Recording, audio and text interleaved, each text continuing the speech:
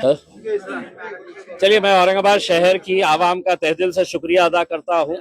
अल्लाह रब्बुल इज़्ज़त का शुक्रिया अदा करता हूँ कि हमारी सबकी दुआओं को कबूल किए।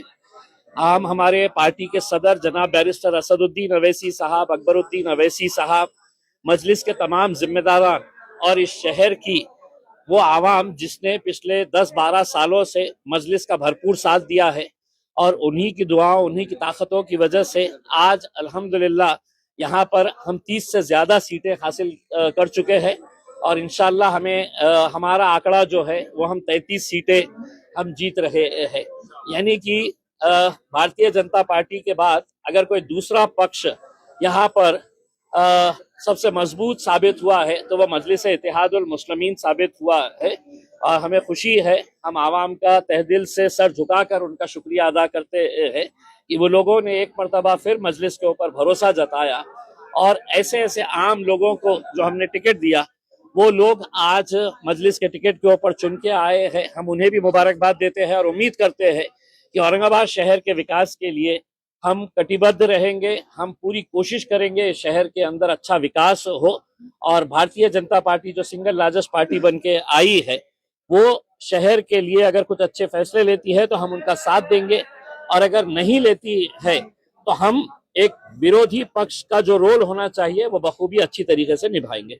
बंटवारे में नेताओं ने अपने बच्चों को दिया, सब किया। गुलमंडी जैसे इलाके में देखिए, एक बहुत बड़ा तमाचा ये कह लीजिएगा जूता मारी है उन तमाम सियासी पार्टियों को जिन्होंने अपने रिश्तेदारों को, अपने घर वालों को टिकट दिया। अगर संजय सिरसाट अपने बेटे और बेटी के लिए करोड़ों रुपया खर्च नहीं करता तो शायद उनका बेटा और बेटी भी घर पर बैठते। लेकिन तमाम राजनीतिक पार्टियों के नेताओं ने अपने बेटे को, अपने भाई को, अपने बाप को, अपने बीवी को, अपने बेटी को, हर एक को टिकट दिया। नतीजा क्या हुआ कि लोगों ने एक पैगाम दिया है कि हम सिर्फ गोटियां खेलने के लिए नहीं है, हम सिर्फ है तो चद्दर बिछाने के लिए, शतरंजियां बिछाने के लिए नहीं है, हम भी पार्टी के मजबूत लोग हैं, हमें भी टिकट मिलना चाहिए करके। एमआईएम एक वाहिद पार्टी थी जिसने ना किसी घर वाले को ना किसी रिश्तेदार को दिया। हमने आम लोगों में से लोगों को उठाकर, और जो पार्टी के बारे में हमारे ऊपर इल्जाम लगाते हैं कि एमआईएम जातिवादी पार्टी है, आज कितनी सारी हिंदू महिलाओं को हमने चुना कर लाया है, एसटी समाज की महिलाओं को हमने चुना कर लाया है, दलित समाज के हमारे कितने सारे भाइयों और बहनों को हम लोगों ने चुना कर लेके आया है। तो ये एक औरंगाबाद शहर की जीत है, हम ये समझते हैं। आपको लगता है कि देखिए, गुलमंडी जैसे इलाके से मजलिस की 2 सीटें जीत कर आ रही है, ये बहुत बड़ी हमारे लिए कामयाबी है।